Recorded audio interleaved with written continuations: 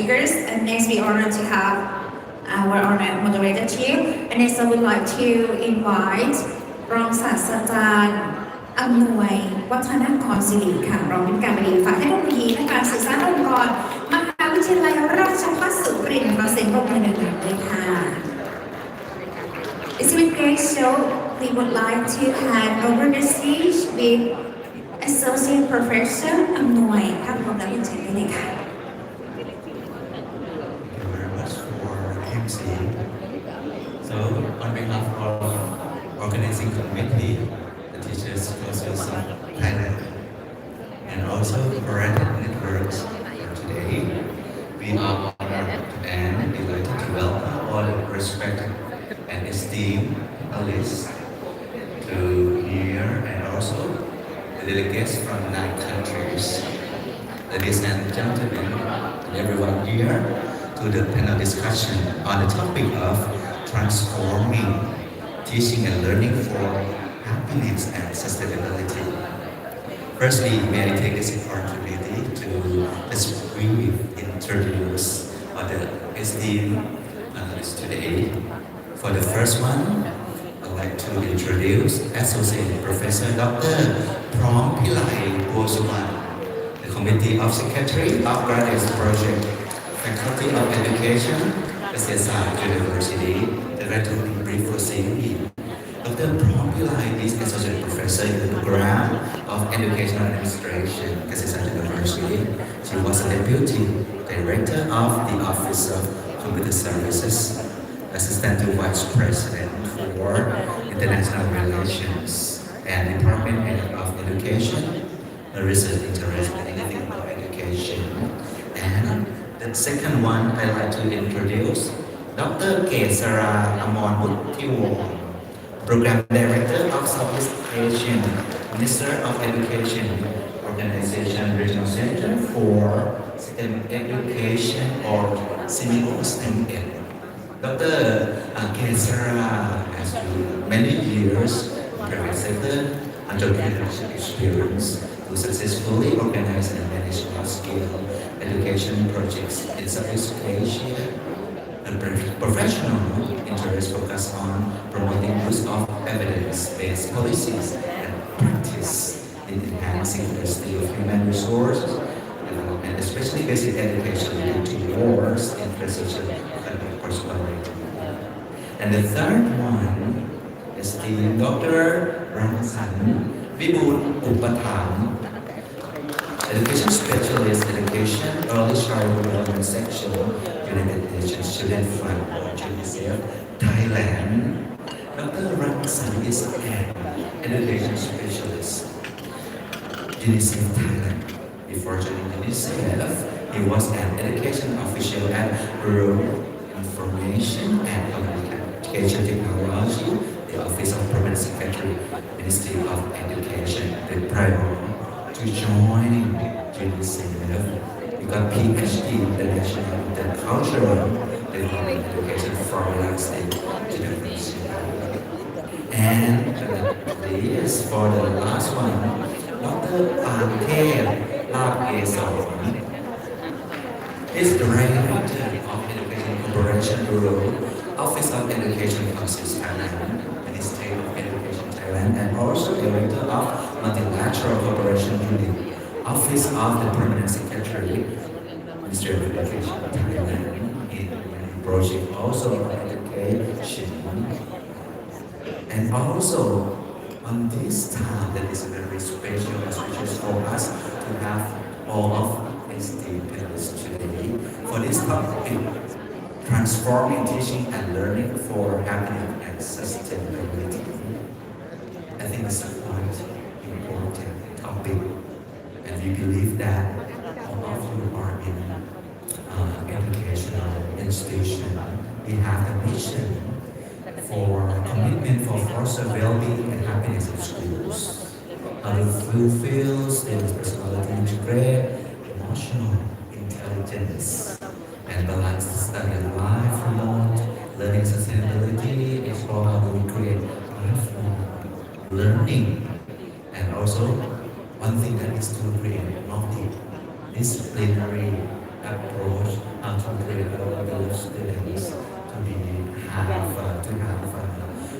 adaptive skills and also the 21st century skills future. I like to ask you one by one. I like to start from Associate Professor Dr. Pillai first. The question I will be the same, but we can discuss in different ideas. For the first question that I like to ask all of you, as we are teachers and educators, that we are key players in transforming teaching and learning in school or in related international or educational institutes.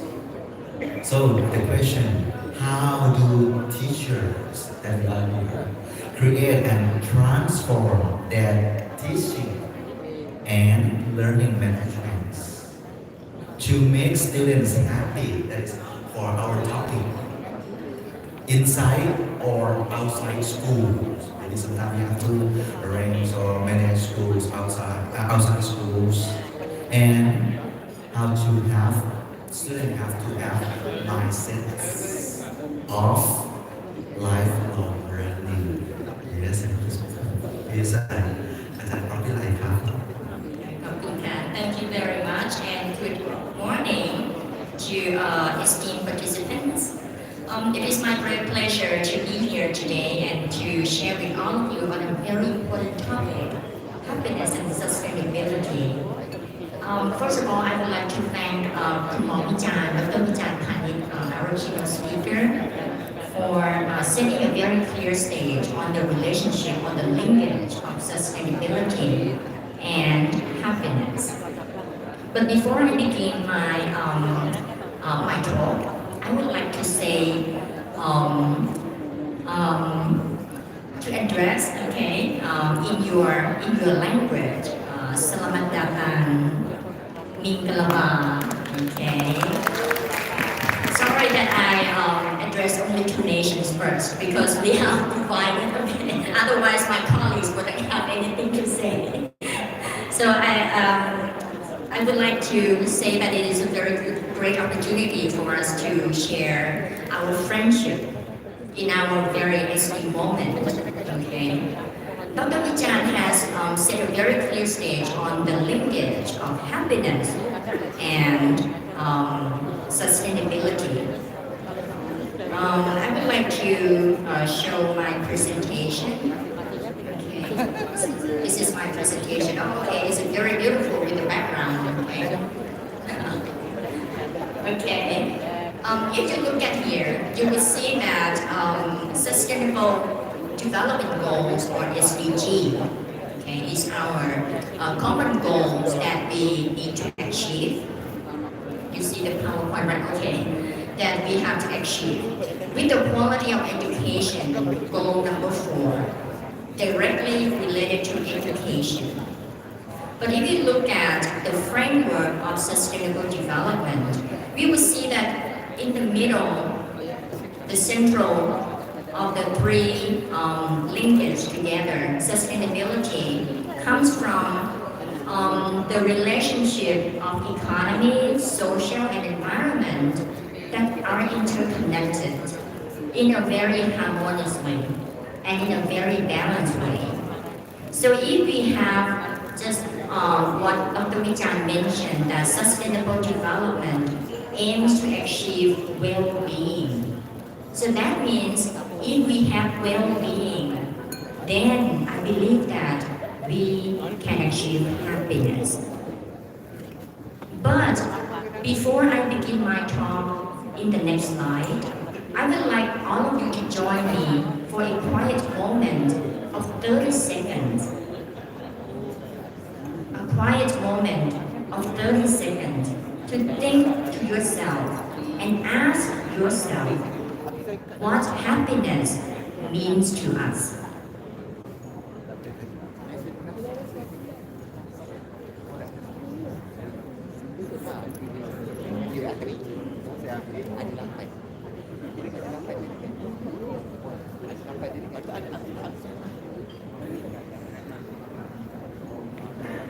Thank you very much for joining me. I believe that we all have answered to ourselves what happiness means to us, but we might not have the same meaning of happiness. Because happiness could be something very personal and abstract. But it's a term that we talk about happiness, being happy almost every day. But we do not have, to what extent do we have a clear understanding or clear concept of what happiness means to us? So, based on the psychology behind human happiness, the concept of happiness, there are many theories behind theories of happiness, which can be divided into two main concepts, okay? Hedonic, which is the happiness that is conceptualized as experiencing more pleasure and less pain. So basically it's about enjoyment, okay? Being happy, being enjoying your life with low negative affect, okay? But another concept is the eudaimonic, which is the happiness or well-being conceptualizes happiness as the result of the pursuit and attainment of the life purpose. So that means happiness means something deeper about purpose in life, meaningful. What is your life meaningful for? Okay? So it is another level beyond just enjoyment. So, based on the positive psychology website that have explored the concept of happiness, they have categorized life happiness into 4 categories. The first one is pleasant life. So we can ask ourselves, do we feel pleasure? Are you feeling pleasure right now? Yes, you see, thank you for joining me. Okay. And the second one, meaningful life. Am I contributing to the greater good? Yes, I see most of you nodding your face, okay? And the balanced life, am I able to gain satisfaction from multiple life domains without neglecting others? That means being happy or happiness means something beyond ourselves, but we contribute something to others, to the society, to bring meaningful life to ourselves. And the last one is engaged life. Am I engaging in activities that I find satisfying? Definitely, that's why all of us are here, right? Okay, so I would like to talk briefly about this framework because this is a framework that me and UNICEF and Office of Basic Education in Thailand have developed. A skills framework in basic education, and we found that one of the components is the skills in creating a happy life. So the skills in creating a happy life means ability of a person in perceiving and appreciating art, culture, music, sports, and ways of life in diverse social and cultural contexts, ability to adapt oneself and live with others peacefully, and ability to bring oneself back from critical condition or hardship to normal state of mind and life. So in these skill components, there are 3 skill clusters. The first one is creating harmony. The second one is valuing aesthetic. And the third one is being resilient. So I would like you to take this moment to have a conceptual framework of what happiness and sustainability can work together to promote happiness for all of our children, no matter Thai children or any other nations, but children of the world. So that would be my beginning point. Thank you very much. Associate Professor, before we start to take it, I think that this point is very important because Dr. Pomplay is starting from SDGs and also the interconnected between environment, economic, and also social perspective. After that, she linked it between about the mindset, meaningful of life, engaged life, and also present. That is very, we have to start from ourselves first. and then we can disperse to other and also society. And the next may I call Dr. Kesara Amamuti. And also, could you please change for the ceremonies? Thank you. Good morning. Xin chào. Xin chào. Selamat siang. So, first of all, thank you very much, Dr. Monwan, for inviting Senior Senate to speak here. It's our pleasure to be able to be with you today to share what we think about how teaching and learning can be transformed. And because we are coming from STEM-ed, we believe that STEM is another opportunity for multidisciplinary approach that students can learn happily and be able to engage themselves with the life, with the world around them, and also with the problems that they are challenged. So next slide. So, in this photo, what do you see? What do you see that happiness for a young learner means? I would like to thank Dr. Vijay and Dr. Prantilai for set the stage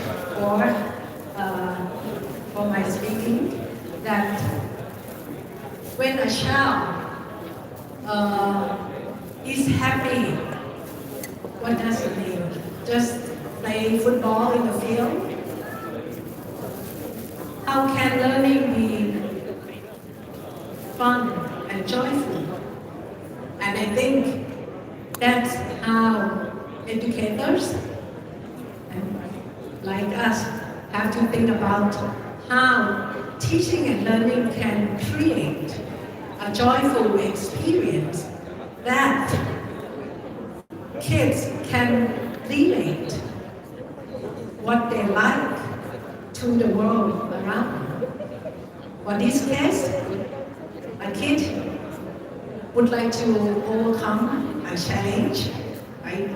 They can try it, they can fail, they have a safe space that they can try and fail and come up with a solution that they think, oh, I come over it, I win it, right? And when they are recognized, like us, we are recognized by the community that we are successful, then the happiness arises. I believe so that for a young learner, if we would like them to be a lifelong learner, that means they must be able to keep learning, keep trying, keep failing, and then they feel safe that they can try it out and learn and overcome problems. In this slide,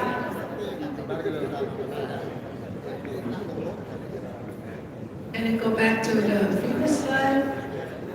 Yes, right. Thank you. So, if the kids grow up a little bit, right, the complexity of what they learned will be more challenging. Yes, they would like to relate themselves to the communities around them, that what are community problems that they would like to contribute. Contributing to others to the common goals is one of the happiness. How the learning and teaching can relate what they learned to the outside world.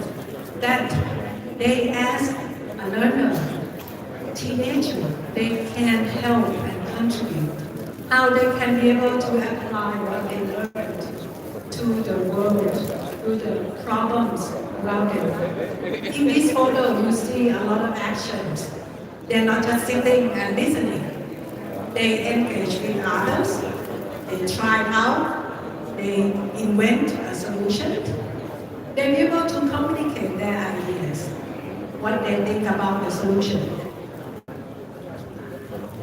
And when we say students engage in science, we mean that they will be able to engage intellectually in the learning. Right? They do science, they can try it, they can fail, like scientists do. And that is the way that they grow their self-esteem. And they grow the respect for others because they respect that others can carry different ideas as they do, right? So respect of others for others, I think it's the way that how teachers engage students to work together and be able to debate, argument with different ideas, but based on the evidence. Science provides a good platform for students to learn and be able to argue their different ideas. They work in team very well, right? They respect others, even though some might be slower than them in learning.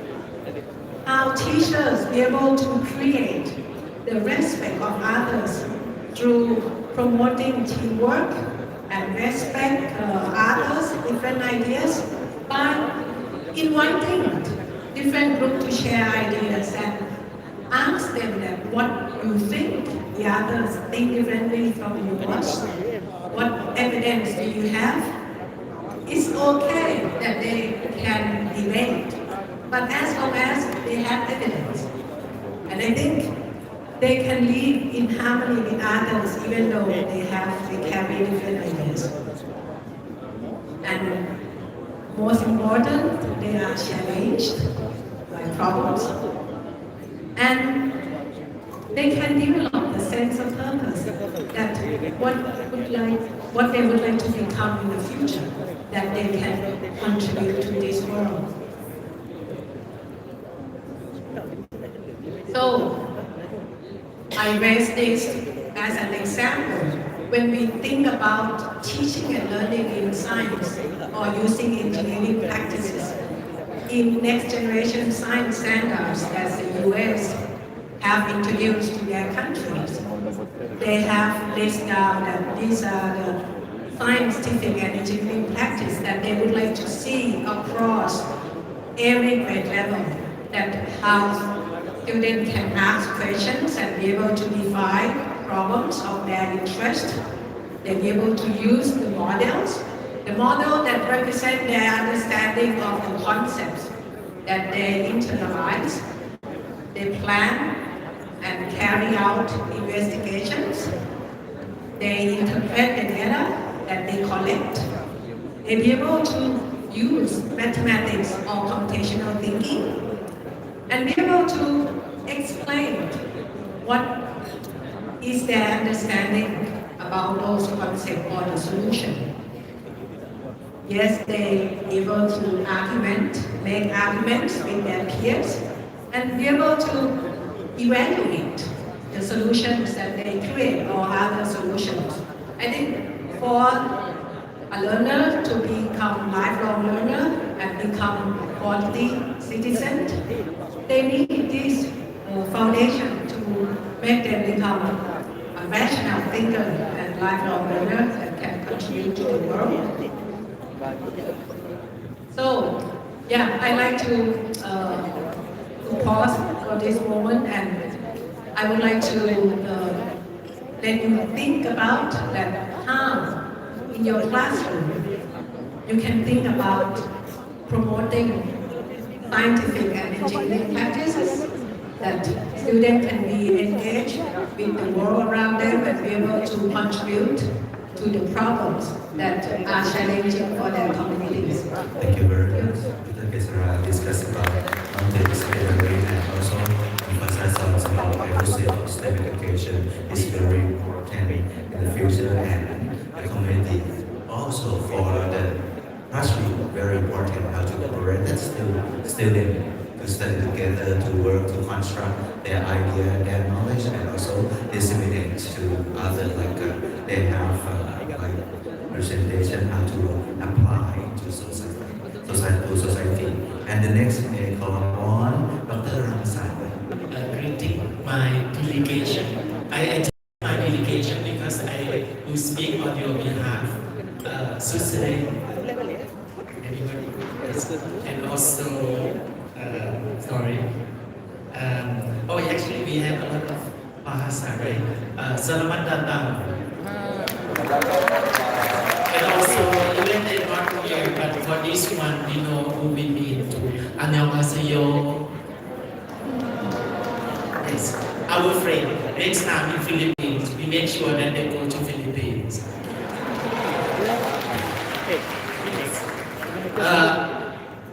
Thanks to Dr. Pongpilai, putting a very good framework to help us to explain what happiness and sustainability would be.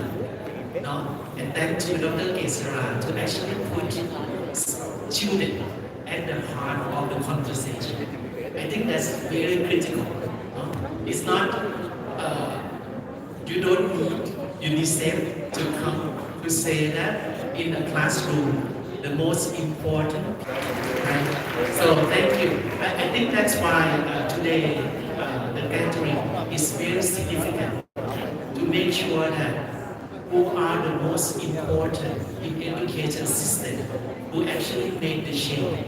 You know, like when I look at you, I also remind myself, I was a teacher years. Yes, however, when I was that teacher, I had a dream one day.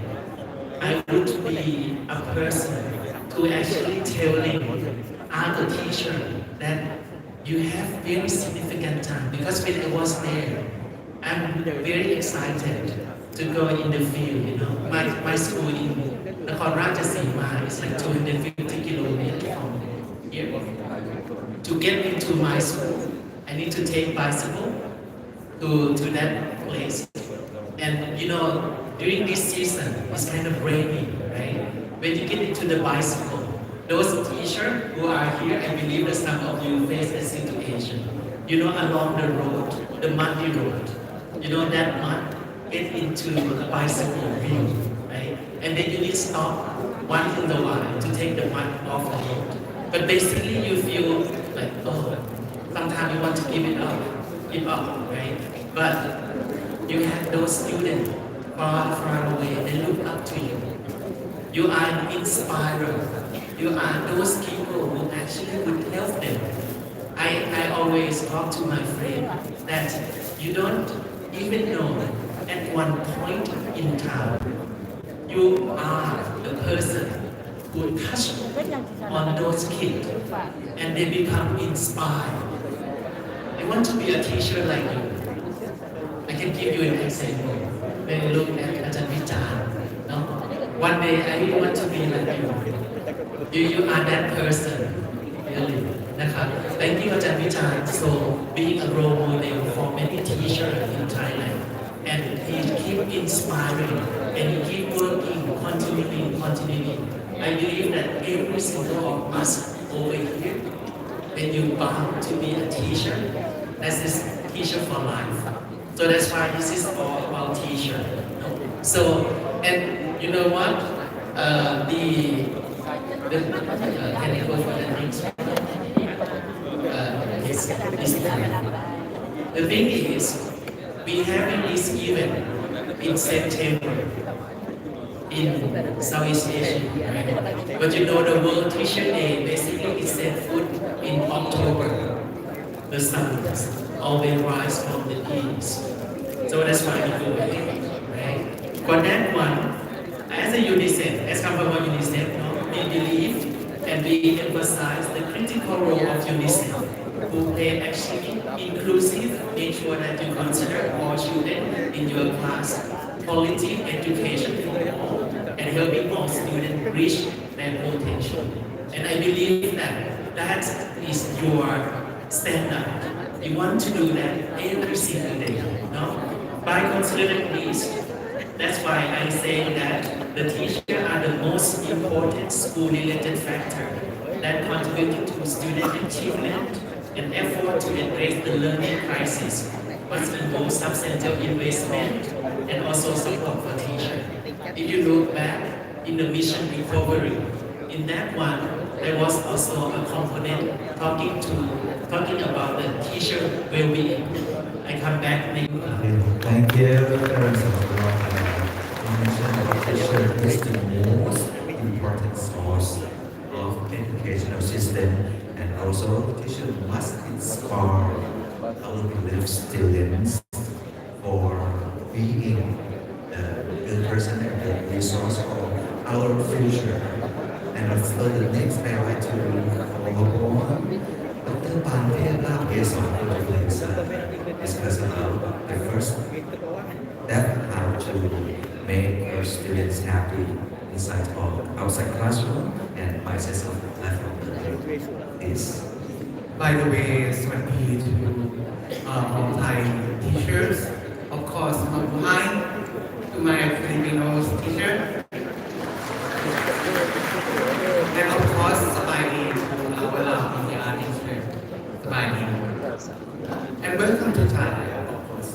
On behalf of the Ministry of Education, I would like to congratulate the organizing committees of the 28th ACT Plus One conference, and of course to all of the delegation from all teacher unions and council all across Southeast Asia.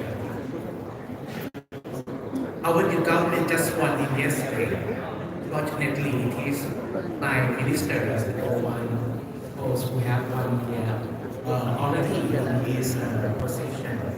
The Ministry of Education is quite serious now on the new ecosystem of learning. As the I like to for the second round for my questions. As we know that educators are from different institutions. How can collaboration among schools, communities, and policymakers be enhanced to support the transformation of teaching and learning practices that address happiness and sensibility? That is our aim. And all are in different institutes. So the important of how this network or you support the education and development in us and society effective. ครับอาจารย์ครับขอเวลาครับ Okay, thank you. Thank you very much to Dr. Kesara, Dr. Ramsan, Dr. Pantin. Because from what I have heard from our three speakers, we can form a very comprehensive view that the central idea, the heart of sustainability has to be placed on our children. But in order for our children to be happy and achieve sustainability, teacher is the key. The key to happiness and sustainability of our future children. In order for us to conceptualize on how the key stakeholders of all levels can work together, I would like to show you another framework which I have designed on designing learning ecology for happiness and sustainability. With my PowerPoint,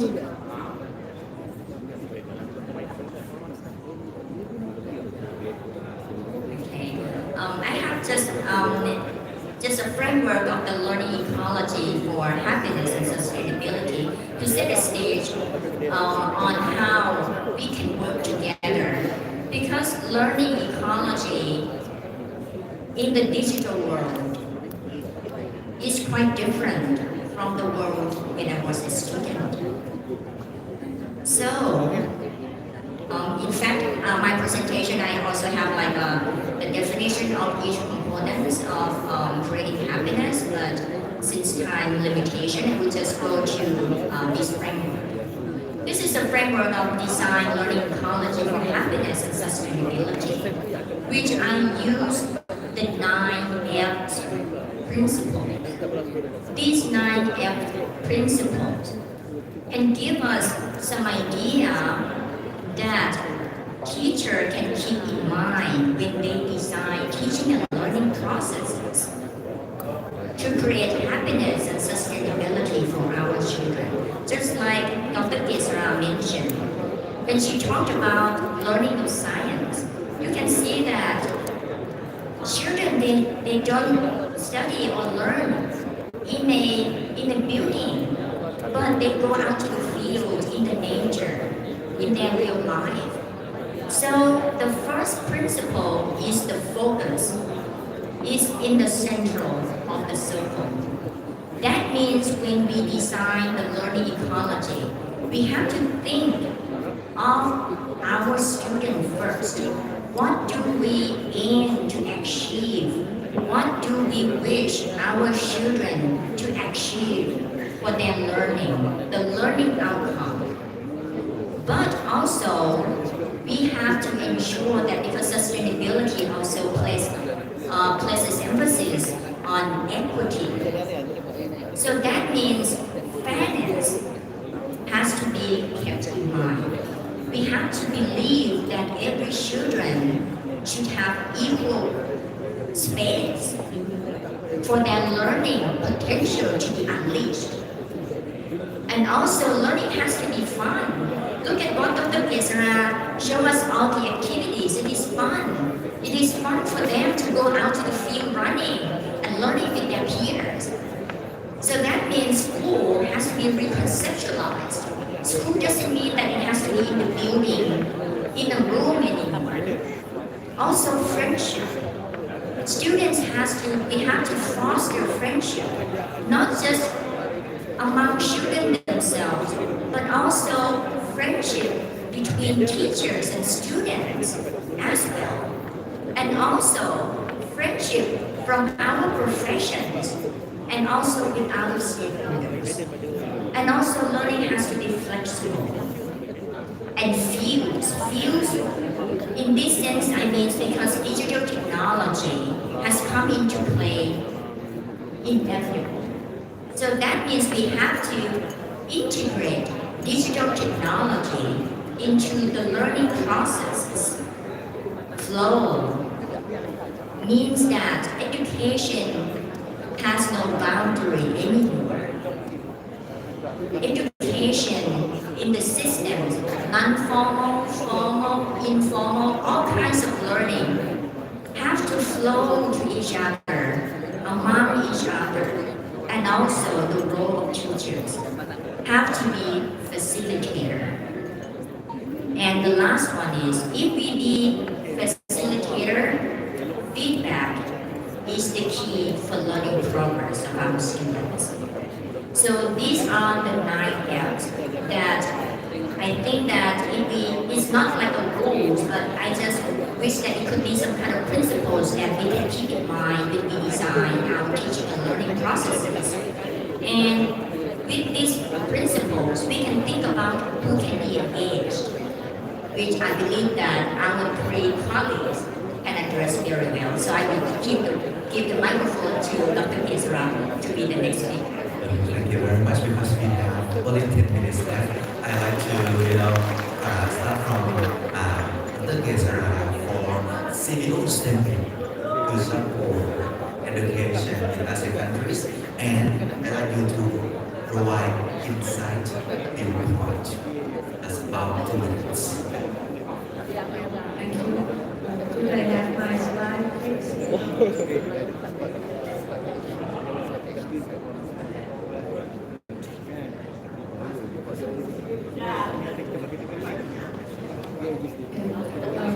I'd like to go to this slide that when we think about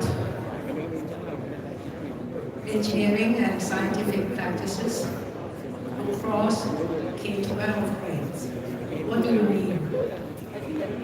That at each grade level, do we try to help our kids to be able to use information, observe, and collect data according to their age appropriateness. So, and science cannot grow alone. If we are going to help kids solve problems, I'd like to show to you a project that these teachers won the award, right? It's they use the coastline, the erosion problems behind their schools.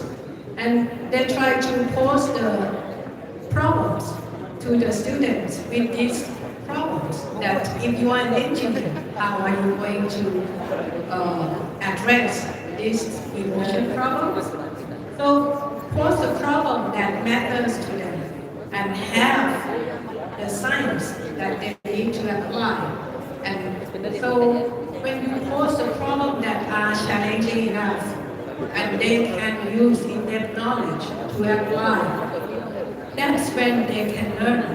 They can create a solution, they can try out, and they can explain the science behind it. So the coastal erosion defense model is just one problem.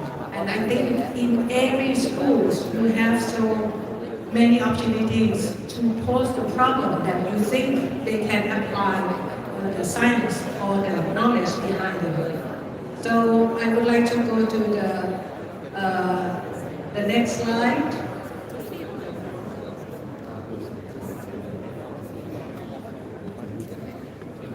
The technical, please. Okay, next, please. Yeah, the next one. Yeah. So in terms of the stimulus study, if we believe that there are certain practices or interventions work, we would like to raise the awareness. And we would like to build the capacity of teachers, researchers, to be able to study those interventions so that we can prove that from the bottom up, from educators, schools, if you have some intervention that really work, would you prove like scientists do? And I think scientists, the way that science used in proving something can also be used in education policy so that we can use the result from our findings to present to policymakers.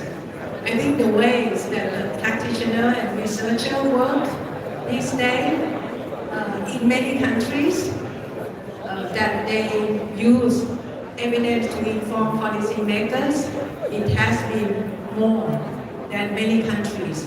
And I think in Southeast Asia, we also have initiated a program called CTEP that supported by Chevron to build capacity of teacher education institutions to try out interventions that work in science.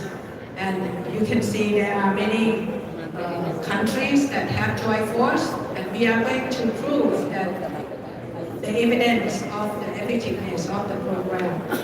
And we use the learning units that have been open source, and we are going to prove that when these learning units that promote science and engineering practice work, how it apply in the local context.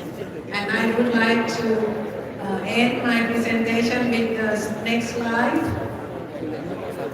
That claim evident reasoning is one of the practices that we are promoting. And if you are interested to learn more, please go to Chelsea Room this afternoon at 3:30 to 5 o'clock. I have my colleagues to share with you about how claim evident reasoning can be integrated in the classroom. Okay, so look forward to seeing you there. Thank you. Thank you very much because we have 4 minutes left. I'd like to give Dr. Ramsay and Dr. Thakhet only 2 minutes each. Just insightful part of transforming teaching learning for academic and center. Okay, thank you. I have 2 minutes. If the presentation can show up the slide using physics is also fine. What I would like to address is again all about teachers. So from what Dr. Mohammed talking about the focus, 8, right? But you also look in the middle, there is the focus, it's become 9. No? 9 is always a lucky number for Thai people. So you take that and examine from your work, no? And then don't forget the core of our business is our children. There is one in my presentation, you can scan from your QR code, you get that innovation that UNICEF has been working for the past 10 years in Thailand. We call one teacher. If you use Google right now or YouTube, you put one teacher, Thailand, click, and then you follow. You have everything there, and are more than thousand of them. But I just want to share that. Then I use that to make a connection to those teachers in Thailand. For example, this year at the beginning, you look in that YouTube, there is 12 episodes. It reached out more than 400,000 teachers in Thailand. But the thing is that I really want to encourage teachers to inspire teachers. It's just only teacher.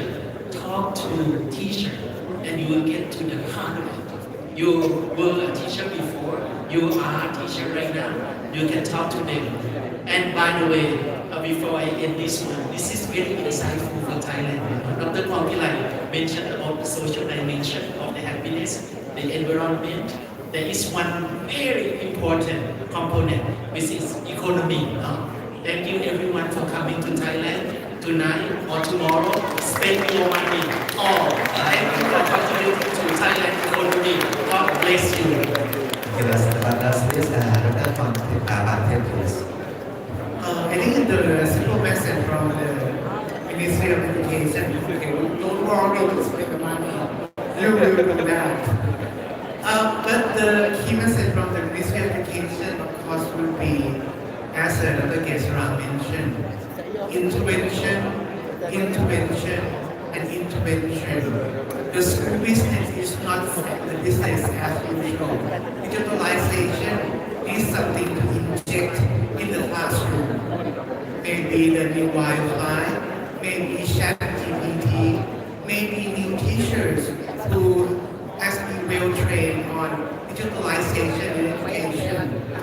I think one policy that my minister tried to promote would be a mentor system, whereas one teacher can act with another person, might be a local wisdom voter, maybe digital technician in the village, to push the student to learn faster, innovative, and somehow in a very workable and lead to the more employability in life. I have a simple story to tell you. Professor Vijan, who is the known today, and I has the same mentor. His name is Professor Sikhanon Getutak. He once long said, learning is a happy story, but you cannot make it happier if teacher cannot turn from the one who knows all to be the learning facilitator. Likewise, ChatGPT, Google Gemini has penetrated the classroom. Don't waste the time. Learn something from that and use it in the classroom. That would be my message. Okay, thank you much. Give them a round of applause for our esteemed panelists. On behalf of the Teacher Association Thailand, we take this opportunity to express our heartfelt thanks to our esteemed and respect panelists for today. It's very valuable for us all educators as a teacher. Thank you very much. นะคะขอเสียงปรบมือดังให้กับทุกท่านด้วยนะคะระยะนี้เชิญทุกท่านที่อยู่บนเวทีค่ะเพื่อที่จะถ่ายภาพร่วมกันค่ะ Or you could remain on the stage to join the conversation เชิญค่ะ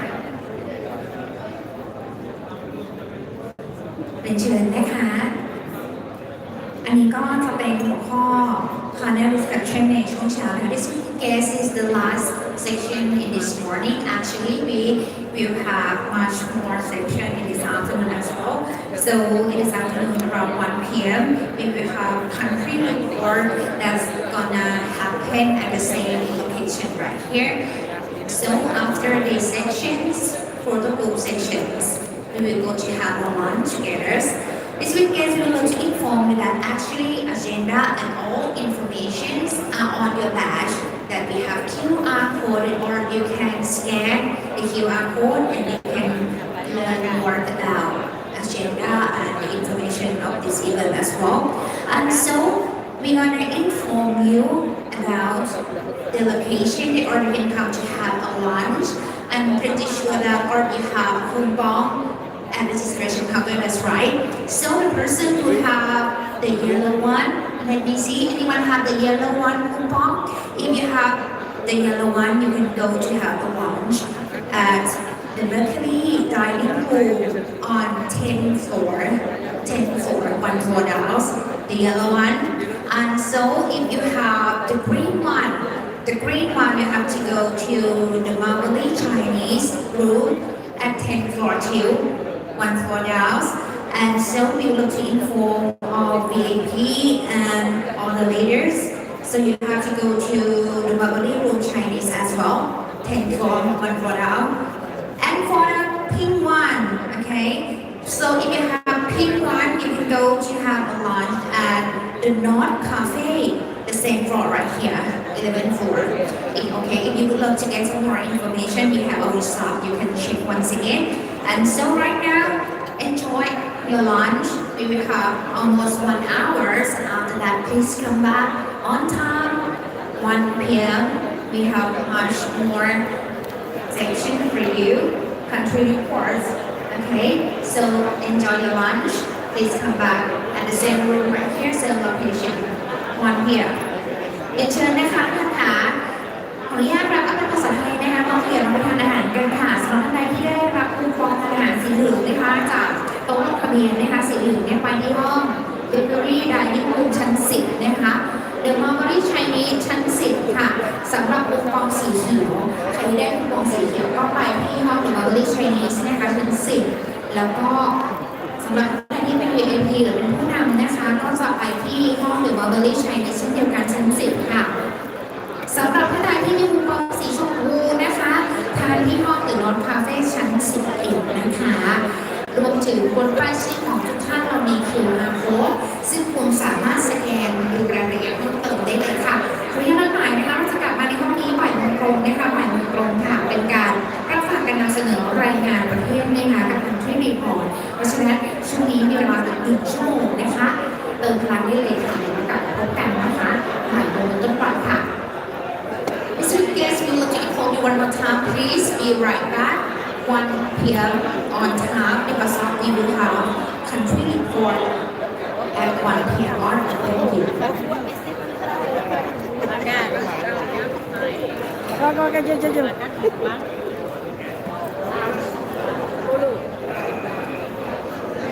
Yang tadi, Master tadi apa beda?